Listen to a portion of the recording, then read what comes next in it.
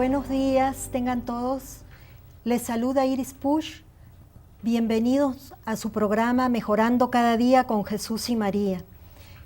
El día de hoy mi esposo Jaime no va a poder acompañarnos, ha estado haciendo diligencias de trabajo, pero tenemos aquí a nuestra amiga y compañera de trabajo apostólico, Mayo Martínez. Muy buenos días, ¿qué tal? ¿Cómo están ustedes? Que tengan un muy bonito domingo. Y estamos aquí una vez más con este programa Mejorando cada día con Jesús y María. El día de hoy tenemos un invitado muy especial que nos ha enviado nuestro Padre Dios, nuestra Virgen Santísima. Tenemos aquí a nuestro hermano y sacerdote. Padre, ¿quiere? Mi nombre es Juan Camilo Montoya, yo soy colombiano y ahora estoy sirviendo en la diócesis de Las Cruces, Nuevo México. Qué bueno, qué interesante. Bueno, el día de hoy, el tema que tenemos hoy para todos ustedes es una reflexión sobre las palabras que nuestro Señor Jesucristo mencionó en la cruz. Ustedes saben que nuestro Señor, en ese amor tan inmenso por cada uno de nosotros, hasta el último momento, hasta el último instante, nos estuvo dejando enseñanzas. Le cedo la palabra, Padre.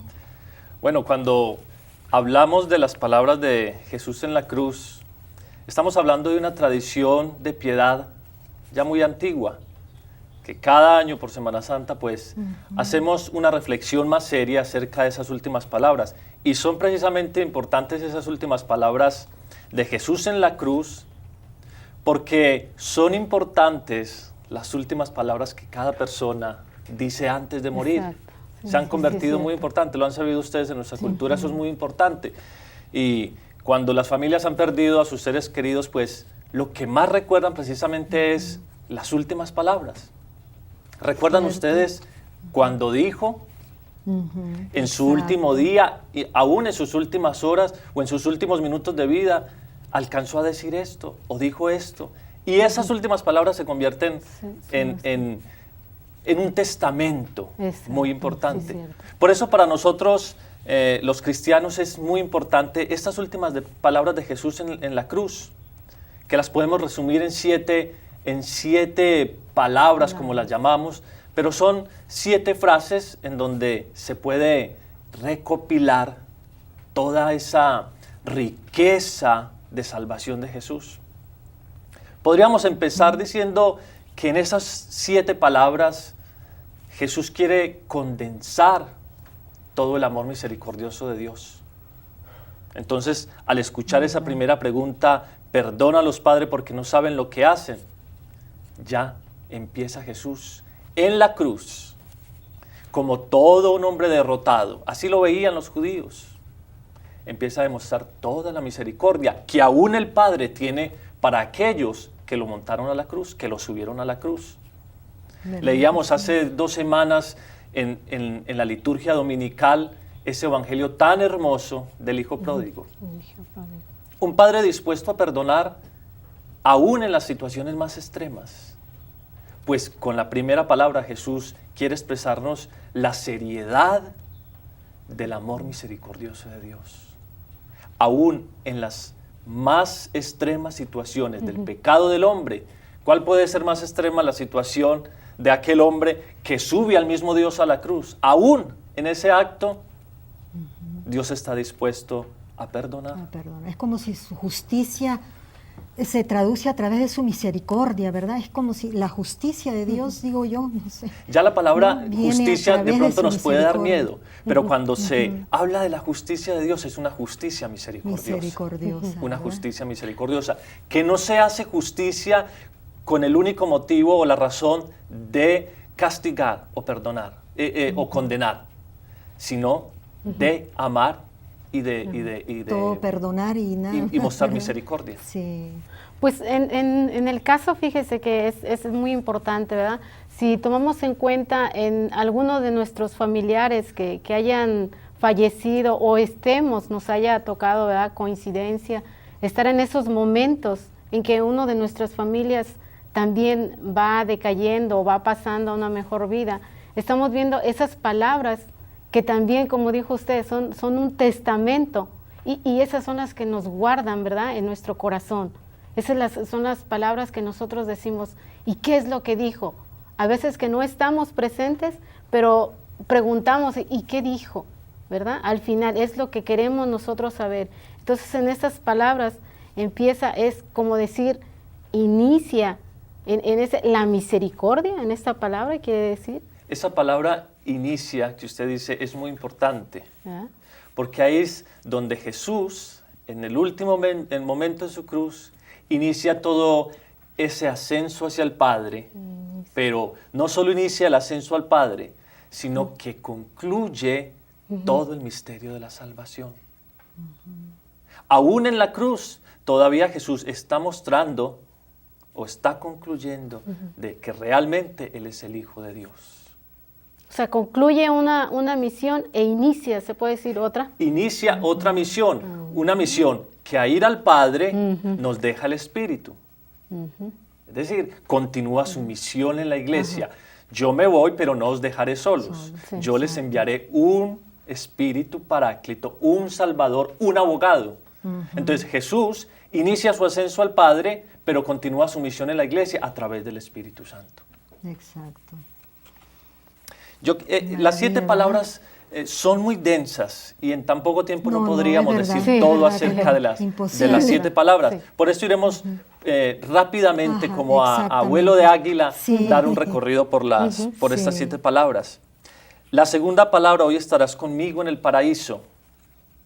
Continúa Jesús mostrando en esta palabra toda la misericordia del Padre, pero ahora con una promesa. La promesa del paraíso. Sí, y fíjese que dicen así, ¿no? Que este ladrón, ¿no? Porque se le ofrece a aquel ladrón que realmente reconoció su pecado, ¿no? Reconoció que realmente él sí merecía pues estar en esa cruz, ese castigo, a diferencia del otro, ¿no? Del compañero que también era ladrón, pero que ese no, más bien lo retó. Si realmente eres Dios, pues sálvate y sálvanos también, ¿no? Entonces, dicen que ese ladrón fue tan buen ladrón que se robó el cielo, ¿verdad? Exactamente. Sí. Lo que diferencia la primera palabra de Jesús en la cruz con la segunda es que en la primera Jesús muestra a su Padre misericordioso, dispuesto a perdonar, pero en la segunda muestra la necesidad del hombre para recibir, ¿no?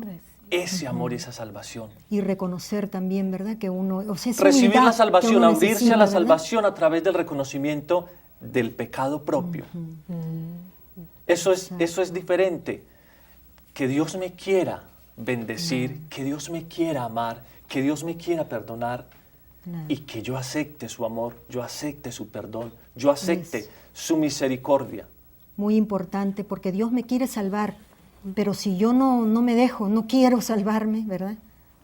Importante la palabra salvar. Es yo acepte su santa voluntad, ¿no? Exactamente. En esas palabras puede meter yo acepto, o sea, Él me ama, yo acepto. Sí, cuando el ladrón dice, acuérdate de mí, ya hay un reconocimiento, ya hay un reconocimiento del propio pecado, para aceptar entonces ese perdón de Dios. Muy importante.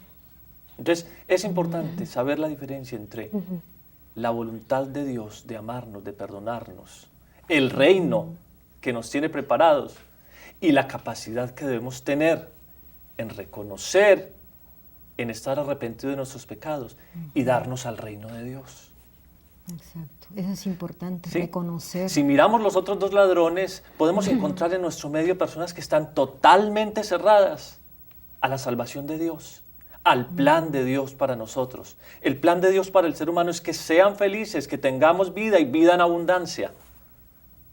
Exacto. Pero hay quienes que aceptan esa abundancia, esa vida que viene de Dios, y hay quienes se cierran a ellas. ¿Todos somos pecadores? Claro que somos pecadores. 3 ladrones, iguales en su pecado. Los 3 habían cometido las mismas fechorías. Pero 2 de ellos se cierran en su pecado, se cierran a reconocer su falta. Pero hay uno que igual a los 2 últimos reconoce eso, reconoce que aunque es pecador, está arrepentido y quiere del cielo, y quiere del cielo. Eso es importante, pero se necesita tener también humildad, ¿verdad? Para poder reconocer que tengo un Dios en el cielo, es mi Padre, mi Creador, que Él quiere todo el bien para mí, y reconocer de que yo he tenido fallas, ¿verdad? Tengo fallas y pues tengo que pedir perdón. Sí. Eso es lo que usted estaba comentando ahorita en estos momentos, o sea, que hay personas que se cierran a ese amor, o sea, no queremos ver la realidad o no aceptamos las palabras, las últimas palabras como un testimonio de nuestro Señor Jesucristo. Sí, es así. Es eso lo que quiero decir. Pasemos a la tercera palabra de Jesús. Recordemos que estamos dando un recorrido rápido a ese último testamento de Jesús, esas últimas palabras de Jesús que se convierten en se vuelven tan importantes porque de una u otra manera resumen la vida de Jesús, como lo haría en cualquier situación una persona que está en sus últimos momentos. Sus últimas palabras recogen todo lo que es su vida. He ahí a tu hijo, he ahí a tu madre.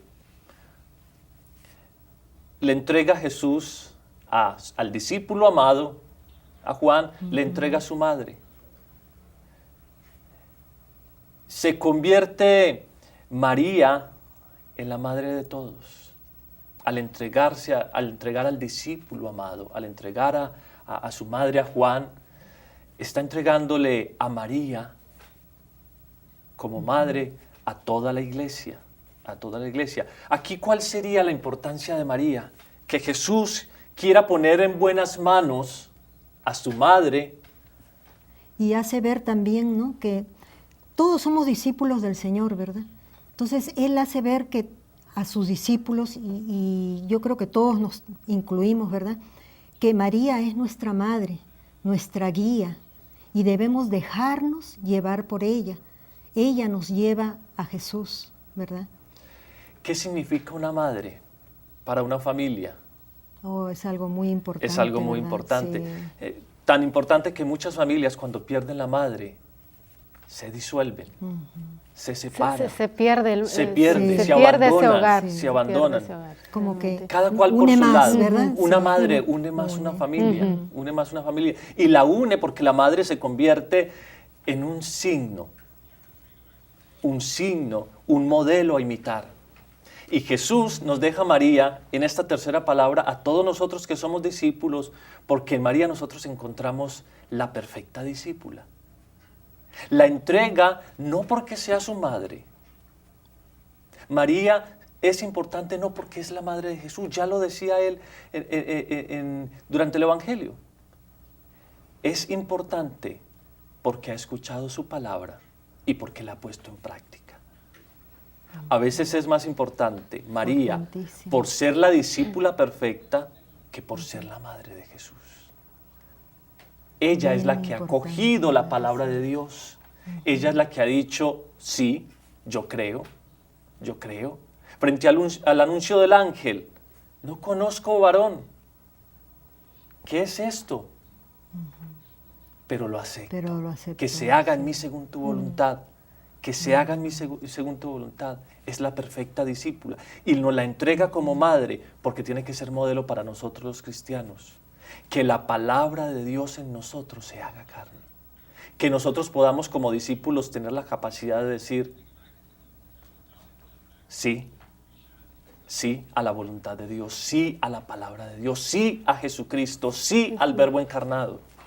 Por eso es importante. Aunque no me guste en el momento, pero decir sí a la voluntad de Dios, ¿verdad? Solo Él sabe qué es mejor para mí. O más de no gustar, aunque no la entiendo. No comprendo la voluntad de Dios. No comprendo, porque es un misterio de Dios. Es un misterio.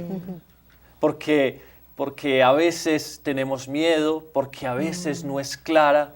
Porque el misterio fue también con la Virgen, o sea, fue Sí, no era claro para palabras- ellos. Exactamente, ¿por qué? ¿Por ahí qué es donde yo? no comprendían. ¿Cómo Sí, va a cierto. ser? No conozco la forma y qué va a pasar más adelante, pero creo, pero confío, pero que se haga en mí según Qué tu bonita su voluntad. explicación. Bueno, no hay duda que uno siempre aprende, todos los días aprendemos algo más importante porque es la discípula perfecta, mire, ¿verdad? Y también, Más que por ser como la dijo madre aquí de Jesús. nuestro hermano, nuestro sacerdote, ¿verdad? Más que se da a conocer más por lo que hace, sino por lo que es, ¿verdad? Entonces, ¿cuántas veces nosotros pudiéramos decir, leemos mucho la Biblia, pero no la llevamos a cabo, ¿verdad? No hacemos las obras, leemos muchos libros, pero no hacemos las obras, ¿verdad? Sí, y dijera sí, Jesucristo, ¿verdad? La vida del cristiano La no tiene voluntad que de ser Dios. solamente leer la palabra de Dios, sino encarnarla, Practicarla. practicarla. Eso es el ejemplo de María. Por eso es perfecta discípula, porque dijo sí a Dios y porque encarnó la voluntad de Dios. ¿Y cuál era la voluntad de Dios? Yo os daré un Salvador, a Cristo el Señor. Y ella creyó en eso y encarnó al Dios mismo para darlo como luz de todas las naciones. Pasemos que el tiempo se nos acaba. Vamos a la cuarta palabra. Es una palabra muy fuerte, muy poderosa de Jesús en la cruz. Dios mío, ¿por qué me has abandonado? A veces es difícil entender esta palabra. El mismo Hijo de Dios se siente abandonado por Dios. Jesús, el Hijo de Dios, se siente abandonado por su Padre. Entonces recuerda uno el momento del bautismo de Jesús, que se abren los cielos y el mismo Dios lo identifica como su Hijo. Ese es mi Hijo amado. en quien tengo mi complacencia, en quien se derrama todo mi espíritu. Y ese Hijo amado de Dios, el predilecto de Dios, se siente abandonado en la cruz. Qué difícil entender eso, qué contradicción. Sí. El Dios mismo Exacto. se siente abandonado por Dios en la cruz. Pero una vez más, yo creo que la mayoría de nosotros hemos experimentado precisamente esas palabras. Siente uno en ciertos momentos que dice, ¿dónde está Dios? Y todavía nos preguntamos, ¿verdad? ¿Dónde está Dios cuando pasó esto? Especialmente cuando hay sí, situaciones difíciles. ¿Por La qué? pérdida de un ¿Por ser qué a mí? querido? ¿Verdad? ¿Por qué a mí? Exacto. ¿Por qué me ha abandonado? No me quiere. Son las palabras que también nosotros... Sí, exactamente, ¿verdad? todos pasamos por esa Sí, situación. El sentimiento de abandono, el sentimiento de que Dios no nos escucha, de que Dios no está ahí en los peores momentos. Jesús vivió eso. La Jesús soledad, vivió la la tristeza. soledad y el abandono de la cruz. Por eso la cruz tiene todo el poder de Dios. Porque como decía San Pablo, cuando más débil soy, más fuerte. Cuanto más abandonado Jesús en la cruz, más fuerza recibía de su Padre. Dice San Pablo, la cruz es fuerza. La cruz es fuerza. Para muchos es un escándalo, para muchos es debilidad. La cruz, cuando muchas personas escuchan la cruz en este momento de dolor, ¿cómo puedo ver yo en un momento de tragedia, de dolor, de enfermedad, ver la cruz de Cristo? Porque en la cruz está el poder de Dios. Allí en el momento más débil está en la cruz, está el poder de Dios. Pero también es importante esta palabra porque deja Jesús la fuerza para todos aquellos que se sienten abandonados. Pensemos en el abandono de Cristo en el mundo entero. No solo se sintió Jesús abandonado en la cruz, se sigue sintiendo abandonado en el mundo actual. Tanta indiferencia. Tanta tantas indiferencia, cosas, sí. tanta guerra. Pensemos en los niños que son diariamente abortados. Allí está Jesús abandonado en la cruz. ¿Cuántos hombres y mujeres en la cárcel injustamente? Es el abandono de Cristo en la cruz. ¿Cuántos hombres y mujeres y niños muriendo de hambre? en países subdesarrollados. Es el sufrimiento y el abandono de Cristo en la cruz. ¿Cuántas mujeres violadas, maltratadas en sus hogares por sus esposos? Es el abandono de Cristo en la cruz. Y así podríamos seguir haciendo una lista de tantas tragedias humanas, de tanta indiferencia. Ancianos, ¿verdad? Ancianos. ¿Cuántas veces de nuestros padres, nuestra familia, vamos y los depositamos como si fueran cosas a una casa así de ancianos, a un hogar nada más, que se nombra hogar, ¿verdad? Entonces esta palabra es el llamado para todos nosotros a descubrir a Cristo abandonado. Sería muy fácil decir en Semana Santa y meditar sobre el abandono de Cristo en la cruz, y contemplarlo en la cruz, y amarlo en la cruz, y llorar lágrimas por el abandono de Cristo en la cruz. Pero somos capaces de sufrir, también de preocuparnos por todos los hermanos que están abandonados. Ese es el mismo Cristo abandonado. ¿Tiene usted cerca a una persona que se siente abandonada, triste, enferma, deprimida? ¿Conoce usted niños, mujeres, ancianos, solos? Ese es el abandono de Cristo en la cruz. ¿Qué puede usted hacer por ellos? ¿Cómo puede usted acoger a ese Cristo abandonado? Esa tendría que ser la pregunta para nosotros. Tenemos que hacernos. Todos Meditarla. los días. Meditarla, pero ¿verdad? llevarla a acción. Y llevarla a la ¿Verdad que sí? Vamos a la quinta pregunta rápidamente. Tengo sed. Jesús es fuente de vida.